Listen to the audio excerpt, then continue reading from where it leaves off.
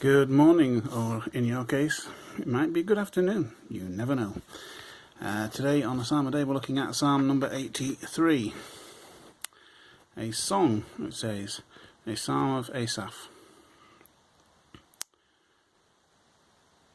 O God, do not keep silent.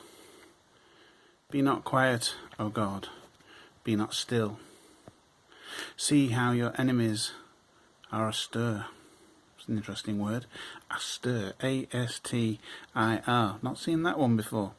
See how your enemies are astir, or stirring. How your foes rear their heads.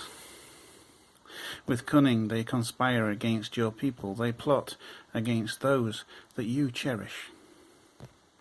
Come, they say, let us destroy them as a nation, that the name of Israel will be remembered no more. You're in trouble if you try that. With one mind they plot together. They form an alliance against you, the tents of Edom and the Ishmaelites, of Moab and the Hagrites. This is one of those where you get all these names, I suppose. Yep, it's coming. Gebal, Ammon and Amalek, Philistia with the people of Tyre. Even Assyria has joined them to lend strength to the descendants of Lot. I'm going to enjoy writing about this one when the time comes. Do to them as you did to Midian, as you did to Sisera and Jabin at the river Kishon, who perished at Endor and became like refuse on the ground. Make their nobles like Oreb and Zeb, all their princes like Zebah and Zalmunna, who said, let us take possession of the pasture lands of God. Make them like tumbleweed, O my God, like chaff before the wind.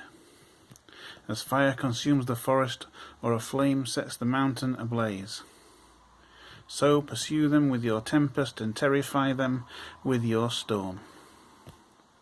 Cover their faces with shame so that men will seek your name, O Lord.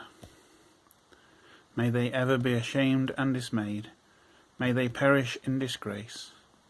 Let them know that you, whose name is the Lord, that you alone are the Most High over all the earth. Amen to that. It's one of those, isn't it, that when you pick it as a preacher for somebody to read and then you get a volunteer, some unsuspecting volunteer goes to church on a Sunday morning and says, I'm reading today. What am I reading? Oh, you're reading Psalm 83, and they take one look and go, oi, please no, not with all those names in it. Gebal, Ammon, Amalek, Philistia, tongue twisters that sometimes appear in the Bible if you're not used to those names. But you see, it says something about how Asaph wants the enemies of God and the enemies of those who follow him to be dealt with. Now, whether or not you believe that that's accurate for today, whether that's the right kind of attitude for today, and you want to say, well, we should be thinking more of loving rather than hating.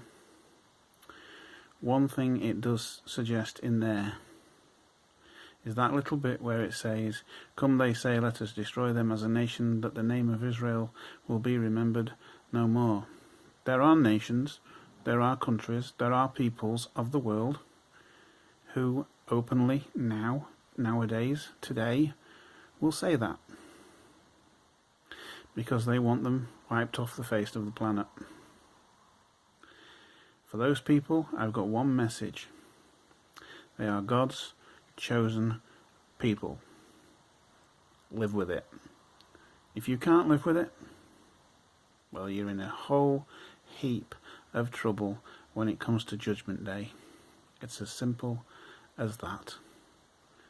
So that phrase that keeps popping up in my writing in my latest books seems to make a lot of sense when we think about the world around us, because there's simply too much hate and not enough love.